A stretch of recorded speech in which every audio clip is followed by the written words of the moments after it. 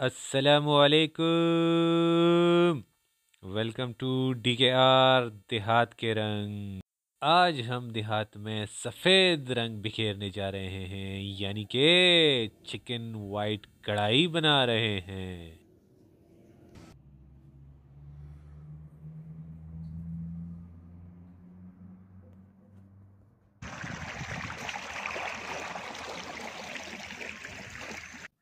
چلیے back to the kitchen.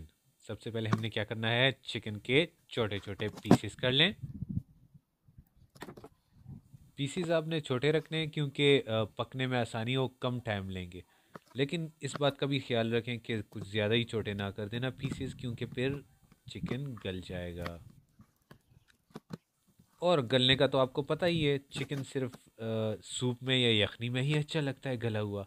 اب ایسا تو کر نہیں سکتے کہ کڑھائی میں ہم گلا ہوا چکن ڈال دیں، اور گلا ہوا چکن دیکھ کے کہیں آپ کے گھر والے ہنسا بابی کی طرح آپ سے یہ نہ کہہ دیں کہ ہائے ہائے پرفل، اس کو کھانا ہے یا پینا ہے۔ اچھے سے چکن کاٹنے کے بعد ہم جائیں گے اپنے دوسرے پڑاؤ کی طرف، یعنی کہ دوسرے سٹیپ کی طرف۔ اور دوسرا سٹیپ کیا ہوگا آپ کو پتہ ہے؟ ہم نے اپنے انگریڈینٹ ڈسکس کرنے ہیں۔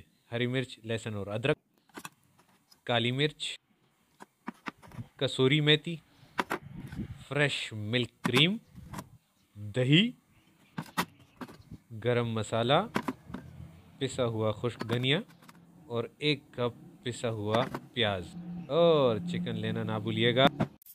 سب سے پہلے ایک کڑھائی اٹھائیں، اس میں 1 کپ آئل ڈالیں۔ آئل اچھے سے گرم ہو جانے کے بعد اس میں آپ نے ایڈ کرنا ہے چکن کو۔ چکن تھوڑا سا وائٹش ہو جائے تب آپ نے اس میں سب سے پہلے جو چیز ایڈ کرنی ہے وہ ہے گرین چلیز اور ادرک لہسن، لیکن کٹی ہوئی، ثابت نہیں لینی۔ پھر اس کو اچھے سے مکس کریں تھوڑی دیر۔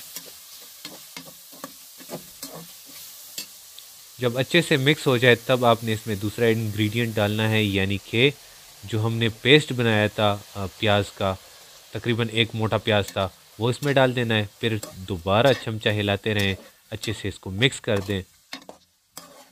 جب اس میں تھوڑا سا ابال آنے لگے اور اچھا سا ساؤنڈ یہ ریلیز کرنے لگے، یہ ببلز بنانے لگیں، تب آپ نے اس میں کیا کرنا ہے کہ حسب ذائقہ آپ نے اس میں 1 چمچ یا 1.5 چمچ یا 2 چمچ نمک ایڈ کر دینا۔ نمک ایڈ کرنے کے 1 سے 2 منٹ تک آپ اس کو پکنے دیں، اور اس کے بعد ہم نے اپنے دیگر مسالہ جات اس میں ایڈ کرنے ہیں۔ اور دیگر مسالہ جات میں سب سے پہلے آتا ہے سوکھا دھنیا، وہ ایڈ کر دیں۔ اس کے بعد گرم مسالہ، یہ بھی ایڈ کر دیں۔ سوکھا دھنیا 3 سے 4 کھانے کے چمچ اور گرم مسالہ 2 سے 3 کھانے کے چمچ۔ اب ہم نے اس میں دہی ڈال دینا ہے، ٹھیک، دہی تقریباً 1 پاؤ دہی ہم نے اس میں ڈالا۔ 1 پاؤ یعنی کہ 250 گرام بنتا ہے۔ اب اس کو اچھے سے ہم مکس کر دیں گے، تھوڑی دیر اس کو پکنے دیں گے۔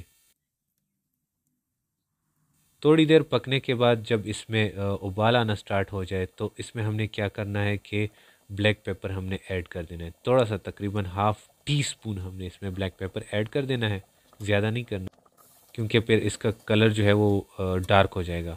ہاں، اس میں آپ وائٹ پیپر اگر یوز کریں گے تو بہت ہی اچھا ہے، لیکن یہاں پہ وائٹ پیپر ہمارے پاس اویلیبل تھا نہیں، تو ہم نے اس میں بلیک پیپر ایڈ کر دیا۔ تھوڑی دیر اس کو پکنے دیں، تقریباً کوئی 5 سے 6 منٹ یہ پک جائے اچھی طرح، یہ مسالے اور یہ دہی اس میں گل مل جائے۔ اس کے بعد ہم نے اس میں کیا ایڈ کرنا ہے یہ آپ کو ہم بتاتے چلیں کہ اس میں ابھی ہم ایڈ کرنے لگے ہیں کسوری میتھی۔ تو جی، یہ رہی ہماری کسوری میتھی۔ یہ ہم نے کیا کیا ہے کہ 3 سے 4 کھانے کے چمچ ہم نے کسوری میتھی اس میں ڈال دیا، ٹھیک۔ اب ہم نے اس میں پھر سے چمچہ ہلاتے رہنا ہے اور اچھے سے اس کو پکا لینا ہے۔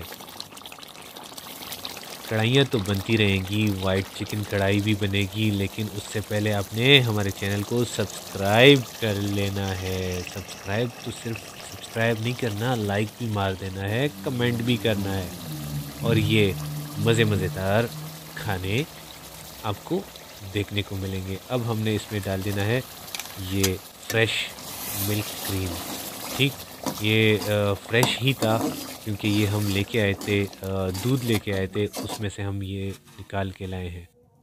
آپ ڈبے والا کریم بھی یوز کر سکتے ہیں، اس میں کوئی ایشو نہیں ہے۔ اب یہ دیکھیں 360 ویو، یہ ہے لذیذ مزیدار گرم گرم ٹیسٹی چکن وائٹ کڑھائی۔